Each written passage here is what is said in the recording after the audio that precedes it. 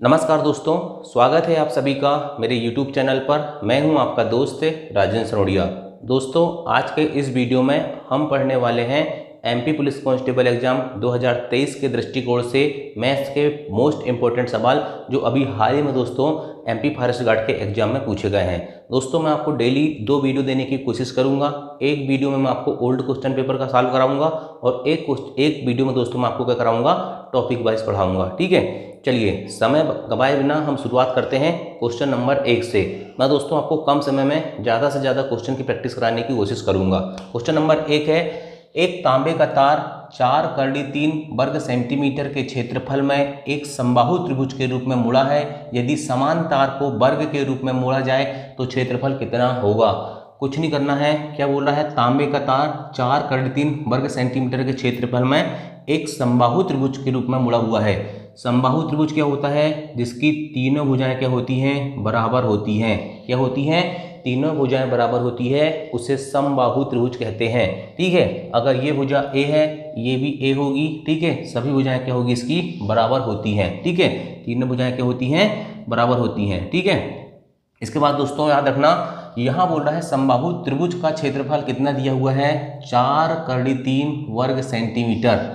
अब दोस्तों आपको समबाहु त्रिभुज के क्षेत्रफल का फार्मूला याद होना चाहिए। समबाहु त्रिभुज के क्षेत्रफल का फार्मूला होता है करड़ी 3/4 ए स्क्वायर। क्या होता है, करड़ी 3/4 ए स्क्वायर होता है और ये फार्मूला होता है और इसकी वैल्यू दी हुई है 4 करड़ी 3 के बराबर। ठीक है, यहाँ से दोस्तों करड़ी 3 से करड़ी 3 कट जाएगा तो ए स्क्वायर की वैल्यू हो जाएगी 4 चौके 16, मतलब ए की वैल्यू हो जाएगी दोस्तों 16 का वर्गमूल लूंगा तो कितना जाएगा, 4। मतलब दोस्तों मुझे ये पता चल गया कि जो समबाहु त्रिभुज है उसकी एक भुजा कितनी है, 3 है। क्या हो गया, एक भुजा 3 नहीं 4 है। ठीक है, ए की वैल्यू कितनी आई है, 4 है। एक भुजा कितनी आ गई, 4 सेंटीमीटर आ गई, ये मुझे पता चल गया। ठीक है, अब क्वेश्चन कह रहा है यदि समान तार, यही तार है दोस्तों, ये मान के चलो समबाहु त्रिभुज है, इसको खोल लो। ठीक है, इसको खोल लो। ठीक है, और इसको खोल के दोस्तों क्या करना है, वर्ग के रूप में मोड़ा जाता है। वर्ग क्या होता है, जिसकी चारों भुजाएं बराबर होती है और चारों कोण के होते हैं, चारों कोण समकोण होते हैं, 90 डिग्री के होते हैं, उसे वर्ग कहते हैं।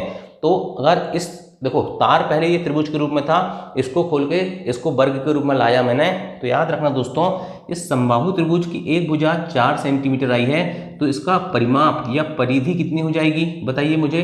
इसकी परिधि हो जाएगी a प्लस ए मतलब 3a, मतलब कितना हो जाएगा, a की वैल्यू 4 है तो 3 × 4 कर दूंगा तो कितना हो जाएगा, 12 हो जाएगा। इसकी पैरामीटर या परिधि मुझे पता चल गई कि 12 सेंटीमीटर इसकी क्या है भाई साहब, परिधि है। ठीक है, अब ये 12 सेंटीमीटर का त्रिभुज को खोल के मैं ये 12 सेंटीमीटर का ही वर्ग बना सकता हूँ। ठीक है, तो देखिए 12 सेंटीमीटर का वर्ग बना सकता हूँ, तो आपको पता होना चाहिए वर्ग का परिमाप कितना होता है। अगर इसकी भुजा मान के चलिए a है, ठीक है, इसकी भुजा मान के चलिए a है तो वर्ग का परिमाप क्या होता है, 4a होता है। और 4a देखिए ये त्रिभुज को खोल के मैं ये वर्ग बना रहा हूँ तो इसका पैरामीटर यानी कि इसका जो परिमाप है इसके परिमाप के बराबर होगा। ठीक है, और इसका परिमाप कितना है, 12, तो 4a की वैल्यू कितनी हो जाएगी भाई साहब, 12 हो जाएगी। तो a की वैल्यू यहाँ पर कितनी आ जाएगी, 3 आ जाएगी। एक्चुअल में दोस्तों यहाँ पर मुझे इसको a ना दे के नाम क्या देना चाहिए था, b देना चाहिए था। ठीक है, क्या देना चाहिए था, b देना चाहिए था, लेकिन मैंने आपको समझाने के लिए a लिख दिया था। ठीक है, यहाँ b भी लिख दोगे तो कोई तकलीफ नहीं होगी। ठीक है, b की वैल्यू 3 आ गई, मतलब वर्ग की एक भुजा कितनी आ गई, 3 सेंटीमीटर आ गई। अब मुझसे क्या पूछ रहा है, तो वर्ग का क्षेत्रफल कितना होगा। वर्ग का क्षेत्रफल कितना होता है, भुजा का स्क्वायर, मतलब b का स्क्वायर कर दूंगा तो 3 × 3 बराबर कितना हो जाएगा, 9 हो जाएगा। मैं समझाने के लिए दोस्तों आपको ये सब चीज़ें डायग्राम बना के बता रहा हूँ, लेकिन एग्जाम में आपको बिल्कुल कुछ नहीं करना है। 3 लाइन में ये सवाल खत्म हो जाता। कितनी लाइन में सवाल खत्म हो जाता, सवाल 3 लाइन में खत्म हो जाता है। ठीक है, तो 9 वर्ग सेंटीमीटर ऑप्शन नंबर डी इसका राइट आंसर हो जाएगा। चलिए सवाल नंबर 2 करते हैं। चलिए दोस्तों सवाल नंबर 2 है, यदि 7 अंकों की संख्या 5, 6, x 3, 4 बाय 4 72 से विभाज्य है तो x धन y का न्यूनतम मान क्या होगा।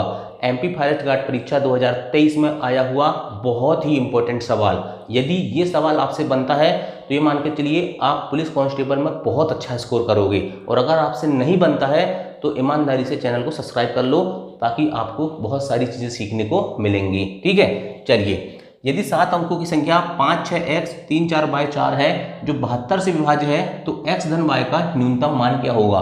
देखिए दोस्तों, विभाज्यता के नियम आप पढ़ते हो तो आपको पता रहता है कि 2 से लेकर 11 तक विभाज्यता के नियम आप पढ़ते हो, और यदि आपने नहीं पढ़े होगे अभी तक तो आपको कुछ भी नहीं पता है। अभी तो कुछ लोगों को यह भी पता नहीं होगा विभाज्यता के नियम कैसे होते हैं। आपको पता है दोस्तों, जिस संख्या के अंत में 0 होता है, 2 होता है, 4 होता है, 6 होता है, 8 होता है, वो संख्या 2 से विभाजित होती है। ठीक है, इसी प्रकार से 3 का, 4 का, 5 का और आखिरी तक 11 तक हम नियम पढ़ते हैं। तो ये विभाज्यता के नियम आपको क्या होना चाहिए दोस्तों, पता होना चाहिए। ठीक है, अब ये सवाल, अब मैं विभाज्यता के नियम पढ़ाऊंगा दोस्तों तो पूरा वीडियो बनाना पड़ेगा यहाँ पर। ठीक है, एक सेपरेट वीडियो, इसलिए मैं सोच रहा हूँ दोस्तों कि एक सेपरेट क्लास अलग से लूंगा। ठीक है, टॉपिक वाइज की। ये इस क्वेश्चन को मैं यहाँ करा देता हूँ, क्वेश्चन आपको समझ में आएगा, ये 100% मेरी गारंटी है। ठीक है, ये सवाल बहुत कम स्टूडेंटों से बना है ना। 72 से विभाज्य कह रहा है। ठीक है, मैंने 72 लिखा। अब 72 से विभाज्य है और विभाज्यता के नियम में दोस्तों मुझे पता है 72 2 से भी डिवाइड है, 3 से भी है, 4 से भी है, सबसे डिवाइड हो जाता है। ठीक है, लेकिन मुझे क्या करना है, ऐसी 2 संख्याएं देखना है दोस्तों बड़ी से बड़ी जिसका भाग इसमें जाए। तो 8 नम 72 होता है, आपको पता होगा 8 नम 72 होता है। 8 से भी 72 डिवाइड होता है और 9 से भी 72 डिवाइड होता है। मतलब दोस्तों ये जो संख्या है ना, ठीक है, अगर ये 72 से डिवाइड होती है तो वो 8 से भी डिवाइड होगी और 9 से भी डिवाइड होगी। क्लियर? अगर ये संख्या 72 से डिवाइड होती है यानी कि विभाज्य है तो ये 8 से भी होगी और 9 से भी डिवाइड होगी। ये चीज आपको पता होना चाहिए। ठीक है, अब 8 का विभाज्यता का नियम क्या कहता है और 9 का विभाज्यता का नियम क्या कहता है, ये यदि आपको पता था तो आप इस क्वेश्चन को कर पाते, नहीं तो ये क्वेश्चन फिर ऑप्शन मेथड से आपको करना पड़ता। ठीक है, चलिए 8 से विभाज्यता का नियम क्या कहता है। 8 से विभाज्यता का नियम कहता है लास्ट के 3 अंक, कोई संख्या है तो उसके जो लास्ट के 3 अंक है दोस्तों वो क्या होना चाहिए, लास्ट के 3 अंक 8 से विभाजित होना चाहिए। ये कहता है 8 से विभाज्यता का नियम। और 9 से विभाज्यता का नियम क्या कहता है, संख्या में जितने भी अंक है उनका योग, अंक का योग क्या होना चाहिए, 9 से डिवाइड होना चाहिए। ये सब दोस्तों याद करने की जरूरत नहीं होती, प्रैक्टिस करोगे अपने आप याद हो जाता है कॉन्सेप्ट। ठीक है, तो देखिए संख्या लिखी हुई है ये। ठीक है, मैं इसको यहाँ एक बार लिख लेता हूँ, 5, 6, x 3, 4 y और 4। अब 8 का विभाज्यता का नियम कहता है लास्ट के 3 अंक 8 से क्या होना चाहिए, विभाजित होना चाहिए पूरी बार। ठीक है, ये 3 अंक कौन से हैं, 4 है, y है और 4 है। अब यहाँ देखिए न्यूनतम पूछ रहा भाई साहब, इस चीज का भी ध्यान रखना है। तो मैं न्यूनतम से जाऊंगा, पहले 0 रख के देखूंगा y की जगह में। ठीक है, तो 404 को 0 रखूंगा तो 404 8 से डिवाइड नहीं होगा। फिर 1 रखूंगा तो 414, ये भी 8 से डिवाइड नहीं होगा। अगर 2 रखूंगा तो 424 होगा और 424 क्या होगा, 8 से डिवाइड होता है कि नहीं देख लेता हूँ। 8 पंछे 40, बच गया 2, 4 8 तेरी 24, विभाजित हो रहा है। मतलब दोस्तों मुझे ये पता चल गया कि y का न्यूनतम मान क्या है, 2 है। ये बात क्लियर हो गई।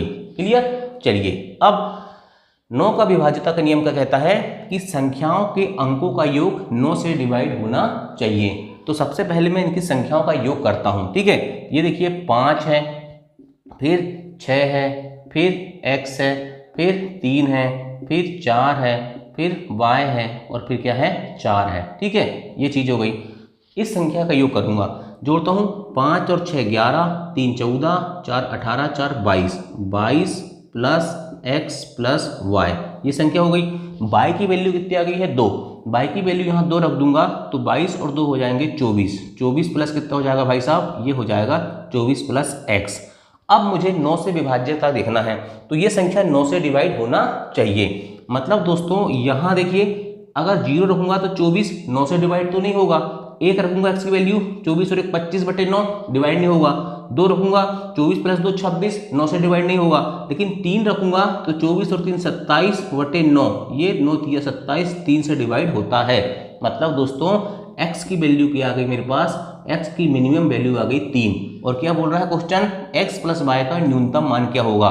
तो x की वैल्यू 3, y की वैल्यू 2, दोनों को जोड़ूंगा 3 2 5, ऑप्शन नंबर बी इसका राइट आंसर हो जाएगा। क्लियर? विभाज्यता के नियम अगर आपको याद नहीं है तो याद कर लेना, एक क्वेश्चन, बहुत सारे क्वेश्चन आते हैं विभाज्यता के नियम से, ठीक है। शेषफल क्या है, भागफल क्या है, कई प्रकार के क्वेश्चन आते हैं। आगे मैं आपको धीरे धीरे सभी टाइप के क्वेश्चन कराऊंगा। चलिए दोस्तों, सवाल नंबर 3 है, बोर्ड माउस का सवाल है, बहुत सरल सवाल है, ठीक है। सरल कीजिए। 21 गुणित 0.3 धन 2 गुणित 0.11 धन 3 गुणित 0.3, ठीक है। सबसे पहले आपको पता है बोर्ड मास होता है रूल, ठीक है। बोर्ड मास का रूल जो होता है उसमें मैं सबसे पहले क्या सॉल्व करता हूँ, ब्रैकेट में छोटा कोष्टक, फिर मंझला कोष्टक, फिर बड़ा कोष्टक, ठीक है। तो यहाँ पर देखिए सबसे पहले छोटा कोष्टक दिख रहा है तो उसको सॉल्व कर लेता हूँ। 11 गुणित 2 करूंगा तो हो जाएगा 11 दूनी 22, ठीक है। और 2 संख्या बाद दशमलव है तो ये 2 संख्या बाद दशमलव हो जाएगा, ठीक है। दशमलव 22 हो जाएगा, ठीक है। 0.22 होना चाहिए एक्चुअल में। फिर ये इसका गुणा कर दूंगा तो 3 3 9, ठीक है, प्लस 0 क्या हो जाएगा भाई साहब, 9 हो जाएगा, ठीक है। अब यहाँ प्लस लगा दो, इधर ये कर दो और इनको एक्स्ट्रा लिख दो, 21 गुणित 0.3, ठीक है। इसको जोड़ दो, 0.22 और 0.9 को जोड़ूंगा तो ये 0.22 अलग अलग लिख लो ना, क्या दिक्कत, 0.90 लिख दो, ठीक है। 2 9 2 11 हासिल का 1.12, ये हो गया 1.12 और ये हो जाएगा कितना, 21 तिया 63, ठीक है। 21 तिया 63, ठीक है। और 0 आएगा लेकिन एक संख्या के बाद दशमलव 6.3 हो जाएगा। अब 6.3 में 1.12 जोड़ दो, ये हो जाएगा 2, 3 और 1 4, 7.42। ऑप्शन नंबर डी इसका राइट आंसर हो जाता, ठीक। बहुत सरल सवाल था लेकिन मैंने करा दिया। ये दशमलव लगाते समय थोड़ी सावधानी रखना है, इसलिए ये सवाल कराया था। नेक्स्ट सवाल देखते हैं, सवाल नंबर 4। तो नेक्स्ट सवाल है सवाल नंबर 4। जब एक वस्तु पर 12% की छूट दी जाती है तो उसे 475.2 रुपये में बेचा जाता है। यदि इस पर 25% की छूट दी जाती तो वस्तु का विक्रय मूल्य कितना होगा, ये सवाल है, ठीक है। देखो सबसे पहली चीज, एक चीज समझने की बात करना, मान के चलो ये पेन है, पेन की कीमत मान के चलिए 100 रुपया है, ठीक है। और इस पे MRP लिखा हुआ है 100 रुपया, ये लिखा हुआ है MRP लिखा हुआ है 100 रुपया, मतलब अंकित मूल्य जो है इसका कितना है, 100 रुपया है। अगर मैंने कहा कि 100 रुपये का लिखा है, भाई मैं दुकानदार हूँ, ये 100 रुपये का पेन है, मैंने बोला कि चलो 80 में ले जाओ, ठीक है। कितने बोल दिया, 80 रुपये में ले जा लो, ठीक है। मतलब क्या होगा, 100 रुपये की चीज़ मैंने 80 रुपये में बेचा, मतलब दोस्तों 20 रुपये कम में बेचा। अंकित मूल्य से कितने कम में बेचा, 20 रुपये कम में बेचा। तो उसे ही दोस्तों क्या कहते हैं, उसे कहते हैं छूट या बट्टा कहते हैं। कितने की छूट मिली, 20 रुपये की छूट मिली, उसे ही छूट या बट्टा कहते हैं। हालांकि अलग अलग चीज़ें होती हैं, जब मैं आपको डिटेल से पढ़ाऊंगा तो आपको थोड़ा वहाँ क्लियर कर दूंगा, ठीक है। तो बट्टा में थोड़ा क्या होता है, समतुल्य बट्टा भी होता है, क्रमागत बट्टा भी होता है, अलग अलग चीज़ें हो जाती हैं। लेकिन इस क्वेश्चन के लिए ज़्यादा कॉन्सेप्ट की जरूरत नहीं थी, इतना भी जरूरत नहीं थी, लेकिन मैंने आपको समझा दिया। तो यहाँ पर 100 रुपये की चीज़ 80 में बेचा, 20 रुपये कम बेचा, मतलब 20% की छूट मिली, ठीक है। यहाँ पर देखिए कह रहा सवाल, जब एक वस्तु पर 12% की छूट दी जाती है तो इसे 475.2 रुपये में बेचा जाता है। मतलब दोस्तों 12% की छूट दी जाती है, मतलब 88% की वैल्यू कितनी हो गई, 88% की वैल्यू हो गई 475.2 रुपया, ठीक है। तो 1% की वैल्यू कितनी हो जाएगी, 475.2/88 हो जाएगी। काट दूंगा। अब काटना भी आना चाहिए, मैं यहाँ डायरेक्ट ऐसा तो ना होता, बाकी मास्टर जैसा तो ना पढ़ाता हूँ मैं तो काट के भी दिखाता हूँ। ऐसा रट के आने से फिर देखो, मैं भी पहले क्वेश्चन सॉल्व करके आता हूँ तब पढ़ाता हूँ, लेकिन ऐसा इसका मतलब ये नहीं है कि मैं काट के डायरेक्ट बता दूँ कि 5 आ गया 4 आ गया। फिर आपको भी तो समझ में आना चाहिए कि काटते कैसे हैं, नहीं तो आपको समझ नहीं आएगा काटेंगे कैसे, ठीक है। देखो 88 से काट देते हैं, 88 एकम 88। अब 88 का पहाड़ा तो याद नहीं है, लेकिन 88 को देख के आपके दिमाग में ये आना चाहिए कि 80 के लगभग है, तो 8 पंचे 40, मतलब 400 जाएगा, और ये 475 है। तो 88 में 5 का गुणा मैं इधर करके देख लेता हूँ, ठीक है। एग्जाम में इतना टाइम रहता है, SSC के अलावा ये पुलिस कांस्टेबल फॉरेस्ट में इतना टाइम रहता है कि आप इतना कैलकुलेशन कर सकते हो। 5 अट्ठे 40 का 0 हासिल का 4, 5 अट्ठे 40 और 4 44, 440 आ रहा है, मतलब मेरा काम हो गया। यहाँ एक बार 5 बार तो कटेगा। अब 475 में से 440 घटाऊंगा तो ये 35 बचेगा और ये 2 आएगा, तो 352। अब 8 तेरी 24, 8 चौके 32, ठीक है, मतलब 320 के लगभग जा रहा है। तो 352 आने के लिए मैं 88 में 4 का गुणा करके देख लेता हूँ, ठीक है। 4 अट्ठे 32 के 2 हासिल का 3, 4 अट्ठे 32 और 3 35, 352, मतलब 4 बार कट गया और यहाँ दशमलव था तो 5.4 हो गया। कुल मिला के 1% की वैल्यू कितनी हो गई, 1% की वैल्यू हो गई भाई साहब कितना, 5.4, ठीक है, 5.4 हो गई। मतलब 100% की वैल्यू निकालना मुझे, तो दोनों तरफ 100 का गुणा करूंगा तो ये हो जाएगा 5.4 गुणित 100 हो जाएगा, ठीक है। मतलब ये हो जाएगा आपका कितना, 540.0 यानी कि 540 हो जाएगा। ठीक है, क्वेश्चन क्या पूछ रहा है, यदि इस पर 25% की छूट दी जाती तो वस्तु का विक्रय मूल्य कितना होता।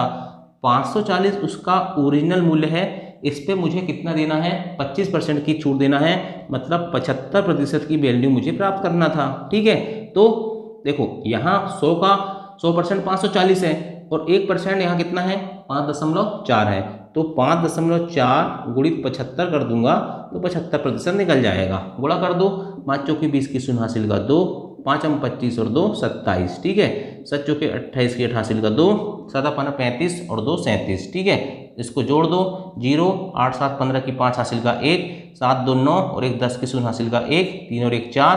ठीक है, तो ये 405.0 एक संख्या का दशमलव 405 रुपये का हो जाएगा, 75% की वैल्यू हो जाएगी। ऑप्शन नंबर 20 का राइट आंसर हो जाता।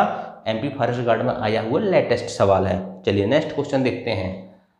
चलिए दोस्तों, एमपी फॉरेस्ट गार्ड में आया हुआ लघुत्तम समावर्तक महत्तम समावर्तक टॉपिक का एक बहुत ही अच्छा सवाल, बहुत अच्छा सवाल नहीं, एक लाइन का सवाल है। ठीक है, लेकिन ऐसे सवाल आते हैं, एमपी फॉरेस्ट गार्ड का एग्जाम अभी हुआ है और ये सवाल आया था। ठीक है, 63, 84 और 147 का महत्तम समावर्तक कितना है। महत्तम समावर्तक मतलब एचसीएफ कितना है। ठीक है, तो देखिए एलसीएम एचसीएफ क्या होता है आपको पता होगा।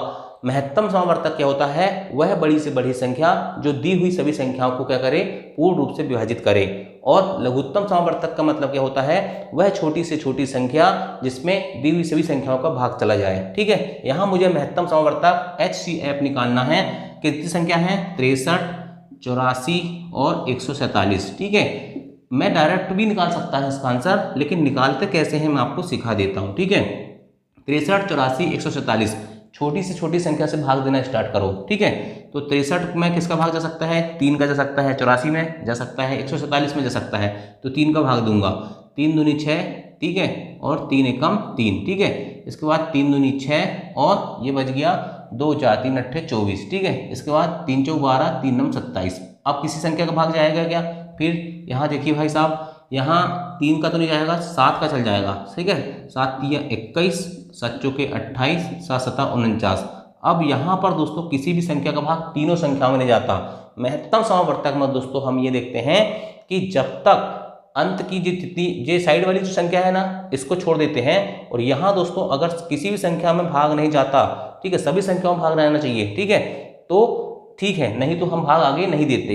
अब यहाँ पर दोस्तों ऐसी कोई संख्या नहीं है एक को छोड़ के जिसका भाग इन तीनों संख्या में जाएगा। इसलिए दोस्तों ये साइड में जो संख्या आई हैं 3 और 7 का गुणा कर दो, 7 या 21 दोस्तों इसका क्या हो जाएगा, आंसर हो जाएगा ऑप्शन नंबर ए इसका राइट आंसर हो जाएगा, महत्तम समावर्तक हो जाएगा। ठीक है, चलिए नेक्स्ट सवाल देखते हैं।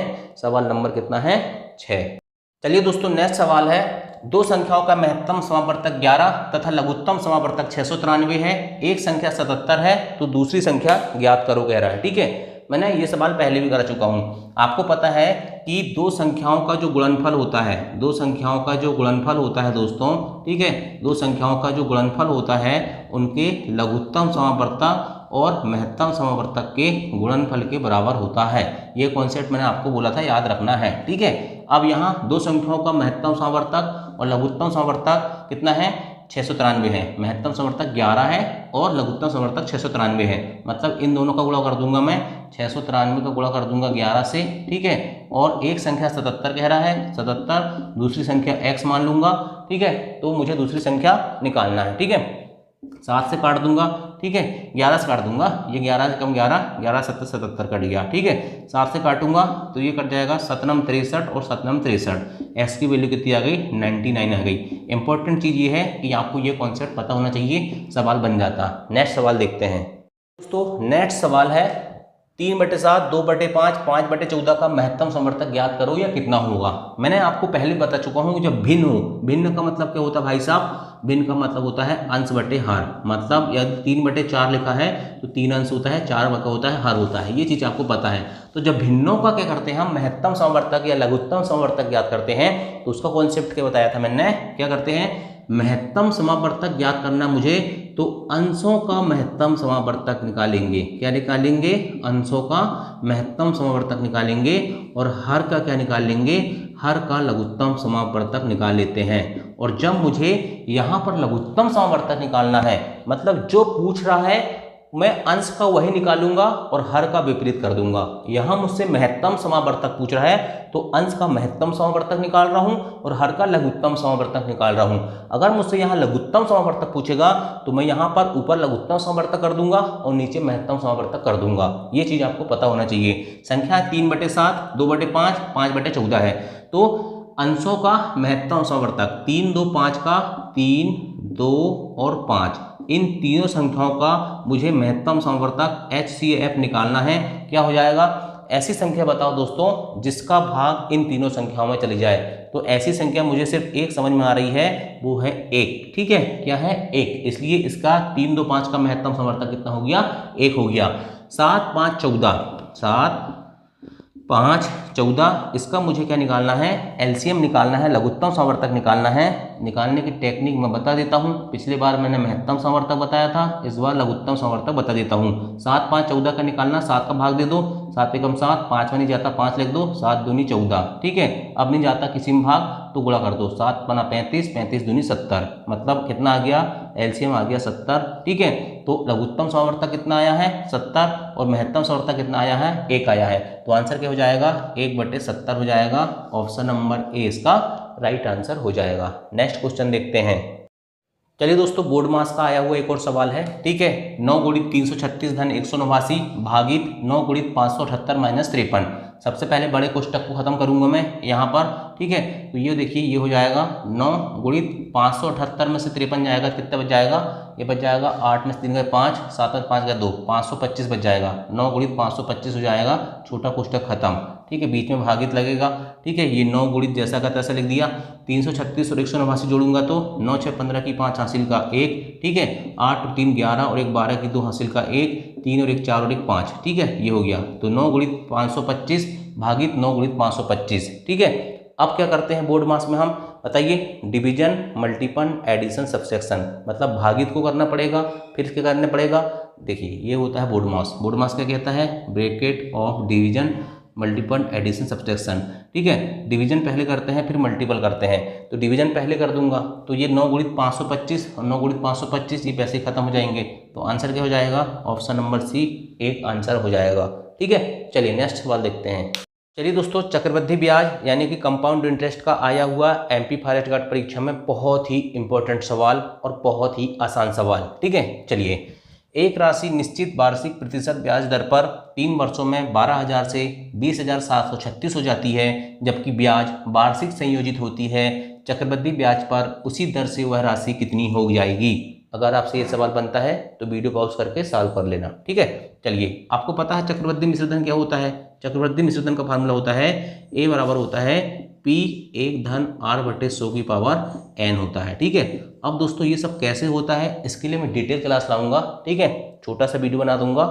चक्रवृद्धि ब्याज आज तक आपने ऐसा नहीं पढ़े होंगे, ऐसा पढ़ाऊंगा आपको। ठीक है, ये होता है चक्रवृद्धि मिश्रधन बराबर मूलधन 1 धन R/100 की पावर n होता है। चक्रवृद्धि मिश्रधन कितना है? 20,736 हो जाता है। ठीक है, 20,736 कर दिया। ठीक है, बराबर P कितना है? मूलधन 12,000 रुपया है। ठीक है, 12,000 लिख दिया। ठीक है, इसके बाद 1 धन R/100 की पावर n कितना है? 3 वर्ष कह रहा है ना, 3 वर्ष तो n की पावर 3 हो गया। ये इधर आ जाएगा, यहीं कर देता हूँ सॉल्व, इसको जगह कम है तो। ठीक है, यहाँ आ जाएगा, ये हो जाएगा यहाँ पर 12,000। ठीक है, ये 12,000 आ जाएगा। ठीक है, यहाँ पर ये बराबर ऐसा हो जाएगा, है ना। इसको काट दूंगा 12 से तो ये कट जाएगा भाई साहब 1,000 बार। इसको काटूंगा 12 एकम 12 बच जाएगा 8 और 7, 12 7 84। ठीक है, इसके बाद बच गया 3। ठीक है, और देखो 12 एकम 12। ठीक है, बच गया यहाँ पर 8 7, 12 7 84, 3 3। ठीक है, इसके बाद 12 दूनी 24, 12 3 36। ठीक है, तो 12 दूनी 24 और बच गया यहाँ पर कितना?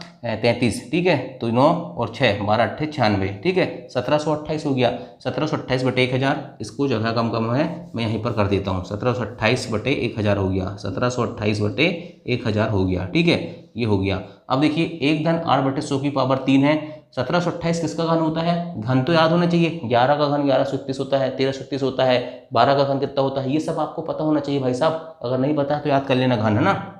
1728 जो होता है वो 12 का घन होता है और 1010 का घन होता है। दोनों की पावर 3 लगा दिया, 3 से 3 खत्म। तो यहाँ पर देखिए अब हो जाएगा, ये हो जाएगा 1 धन r बटे 100, तो 100 धन r बटे 100 हो जाएगा। कितना हो जाएगा? 100 धन r बटे 100 बराबर कितना हो जाएगा? 12 बटे 10 हो जाएगा। ठीक है, अब यहाँ पर इसका गुणा इसमें कर दूंगा, इसका गुणा इसमें कर दूंगा। ठीक है, तो कैसा करेंगे? यहाँ पर काट दो पहले, 10 एकम 10, 10 धाम 100, इसका गुणा इसमें कर दो, तो 100 धन r बराबर कितना हो जाएगा? 100 धन r बराबर हो जाएगा 10 गुणित 12 120। ठीक है, ये 120 है, इधर है r है। ठीक है, r की वैल्यू कितनी जाएगी? 20 आ जाएगी। ठीक है, r की वैल्यू कितनी आ गई? 20। अब मुझे निकालना क्या है? चक्रवृद्धि ब्याज पर उसी दर से वह राशि कितनी हो जाएगी? वह राशि 2 वर्ष में कितनी हो जाएगी? यहाँ पर 2 वर्ष है। ठीक है, 2 वर्ष में कितनी हो जाएगी? यहाँ पर है। ठीक है, चलिए, तो अब यहाँ पर r की वैल्यू मुझे निकालना था, 20 आ गई, मैं सबको मिटा देता हूँ। ठीक है, अब मुझे क्या निकालना है? चक्रवृद्धि मिश्र धन 2 वर्ष का निकालना था, तो p की वैल्यू 12,000 मुझे पता है, 12,000 रख दिया मैंने भाई साहब। ठीक है, 1 धन r की वैल्यू 20 आ गई, बटे 100 कर दिया, और 2 वर्ष का निकालना है, 2 लिख दिया। ठीक है, 20 एकम 20, 20 पंचे 100, 5 और 1 6, 6 बटे 5, मतलब 12,000 गुणित 6 बटे 5 गुणित 6 बटे 5। ठीक है, ये हो गया। आड़ दूंगा, ये 5 25, यहाँ कट जाएगा, 25 चौके 100, बच गया 20। ठीक है, 0, 25 अट्ठे 200। ठीक है, इसके बाद 0, 480 गुणित 36 कर दो, 480 गुणित 36 करूंगा। ठीक है, तो कितना हो जाएगा? 6 8 48 की 8 हासिल का 4, 6 चौके 24 और 4 28, 288। इसके बाद 3 अट्ठे 24 की 4 हासिल का 2, 3 चौक 12 और 2 14। ठीक है, ये हो गया। जोड़ दो, 8 8 4 12 की 2 हासिल का 1, 2 और 4 6 और 1 7 और 1 और ये 1 0 पहले, 17,280। ऑप्शन नंबर ए इसका राइट आंसर हो जाता। सिर्फ ये फार्मूला का खेल था, बाकी सब कैलकुलेशन है। कैलकुलेशन में फास्ट करके इसलिए बताया कि आपको भी सीखना पड़ेगा ये सब। ठीक, चलिए नेक्स्ट क्वेश्चन देखते हैं। बोर्ड मास का एक और सवाल है। ठीक है, आज बोर्ड मास के बहुत सिंपल सवाल हैं। ठीक है, ये एक ही शिफ्ट के क्वेश्चन है जितने भी करा रहा हूँ MP फर्स्ट गार्ड में आए हुए। ठीक है, कल एडवांस क्वेश्चन भी जो बोर्ड मास के आए हुए हैं उनको कराऊंगा। ठीक, ये सवाल था, देखिए, 42 गुणित 21 भागित 6 धन 623 धन अंडर रूट 2704। ठीक है, अब सबसे पहले तो इसको उड़ाना पड़ेगा। 2704 किसका वर्गमूल होता है? ये पता है आपको? नहीं पता है, मुझे भी नहीं पता। अब मैं क्या करूंगा? दिमाग लगाऊंगा कि मुझे पता है कि अगर मैं 50 गुणित 50 करता हूं तो ये कितना होता है भाई साहब? ये होता है 2500। ठीक है, लेकिन 2500 से ज़्यादा 2704 है। अब मैं ऐसी संख्या देखूंगा जिसका गुणा करने पे लास्ट में इकाई अंक क्या आता है? 4 आता है। तो 52 देखना एक बार गुणा करके, 52 गुणित 52 करूंगा तो 100% देखना ये 2704 आएगा। ये काम आपको करके देखना है। ऐसा पता करा जाता है कि किसका वर्गमूल हो सकता है। ये 52 का हो गया। ठीक है, यहाँ प्लस 52 लिख दिया। ठीक है, ये 623 है, 623 को 623 ही रहने दो। ठीक है, अब 42 गुणित 21 हमको पता है, बोर्ड मास में हम पहले क्या करते हैं? BODMAS, पहले डिवीजन करते हैं, फिर मल्टीपल करते हैं, फिर ऐड करते हैं, फिर सब्सट्रैक्शन करते हैं। तो सबसे पहले डिवीजन कर लो। ये 42 गुणित 21 बटे 6 कर दो। ठीक है, यहाँ काट दो, 3 दूनी 6, 3 सत्ते 21, 2 एकम 2, ये कट जाएगा 21 बार, 7 का बड़ा 1 होगा, 7 एकम 7 और 7 दूनी 14, 147, ये 623 और वो 52। ठीक है, तीनों को जोड़ दो, 7 3 10, 2 12 की 2 हासिल का 1, 4 2 6, 5 11 और 1 12 की 2 हासिल का 1, 6 और 1 7 और 1 8, 822 आंसर आएगा। करके देख लेना, ऐसा करा जाता है। ठीक, चलिए नेक्स्ट सवाल देखते हैं। चलिए दोस्तों, आज की क्लास का ये लास्ट सवाल है और लास्ट सवाल दोस्तों मैं आपको ट्रिक से बताऊंगा। ठीक है, इसकी डिटेल में आपको ये जो टॉपिक पढ़ाऊंगा चक्रवृद्धि ब्याज, अब मैंने आपको बोल दिया कि एक क्लास प्रैक्टिस, एक क्लास टॉपिक वाइज, एक क्लास प्रैक्टिस, एक क्लास टॉपिक वाइज चलेगी। ठीक है, इस सवाल को हम ट्रिक से करेंगे। कोई धन चक्रवृद्धि ब्याज पर 3 वर्ष में अपना 3 गुना हो जाता है, वही धन उसी दर से कितने वर्षों में 9 गुना हो जाएगा। जब भी इस प्रकार की लैंग्वेज का सवाल आएगा ना, कुछ मत करना। क्या कह रहा है? चक्रवृद्धि ब्याज पर 3 वर्ष में अपना 3 गुना हो जाता है। 3 वर्ष में कितना गुना होता है भाई साहब? 3 गुना होता है। ठीक है, वही धन उसी दर से कितने वर्षों में 9 गुना हो जाएगा। ये 9 गुना है, ये 3 गुना है और ये 9 गुना है। ठीक है, गुना के नीचे गुना लिख दिया।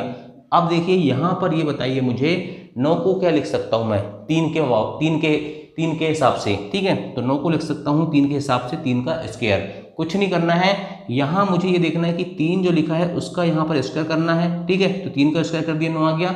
इसके बाद घात कितनी है, 2 है, ठीक है। इस घात को गुणा इस 3 से कर देना है, बस 3 दूनी 6 करके देखना अपनी मेथड से, 6 वर्ष में वो धन कितना हो जाएगा, 9 गुना हो जाएगा। ये ट्रिक से बता दिया। कॉन्सेप्ट इंपॉर्टेंट होता है, लेकिन ट्रिक भी मैं कभी कभी बता देता हूँ, ताकि यदि डायरेक्ट इस लैंग्वेज से क्वेश्चन आ गया तो आपका बहुत सारा समय बच जाएगा वहाँ पर। हालांकि सबसे ज़्यादा इंपॉर्टेंट कॉन्सेप्ट होता है, ठीक है। चलिए दोस्तों, आज की क्लास कैसी लगी कमेंट करके बताना। तो देखिए दोस्तों, इतनी मेहनत लगती है, एक क्वेश्चन लिखता हूँ पहले में, है ना। इसके बाद फिर उधर जाता हूँ, मैं कैमरा चालू करता हूँ, शूटिंग करता हूँ, ठीक है।